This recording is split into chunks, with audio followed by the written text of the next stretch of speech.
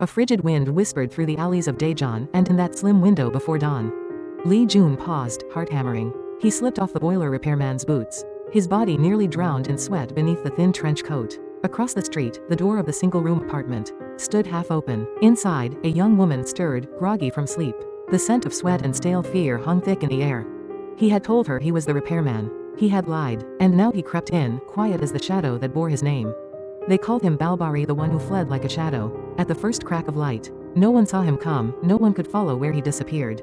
But they felt the crimes. Women in one-room studios awakened in cold dread. Footsteps on balconies, figures dissolving into dark stairwells. The small, lean man with burning need and terrible cunning. This all began, June remembered, with a taxi ride. A drunken passenger, an insult you don't even know the way. The payment tossed carelessly. It stirred something in him. Embarrassment, rage, a plan born in humiliation. Soon he followed her address, wearing the mask of a repairman. First entry without detection. First victims bound by fear. One, then more. Over years, the trails multiplied. The tinkle of a padlock being forced, the betrayal of trust. When disguised as a meter reader, a milkman, a boilerman. Windows scaled, gas pipes climbed, doors forced. Company of victims ranged wildly: students, housewives, those alone in the dark. Those too afraid to scream. Each time, after the act, he vanished feet. Pounding pavement, silhouette swallowed by night. No fingerprints, few witnesses, scant clues. But there were signs. Victims described: a tiny frame, short height. A terrible smell of sweat. And the way he ran, light, swift, almost otherworldly. They said he looked like a cornered animal. Yet an animal that had grown used to the hunt. Detectives pieced together reports over the years. The common patterns: method of entry, threat, disguise, escape.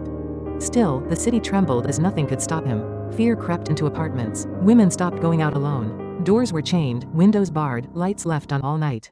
Then came the breakthrough: DNA. From a rape case in Jeongri-dong, tests matched past samples.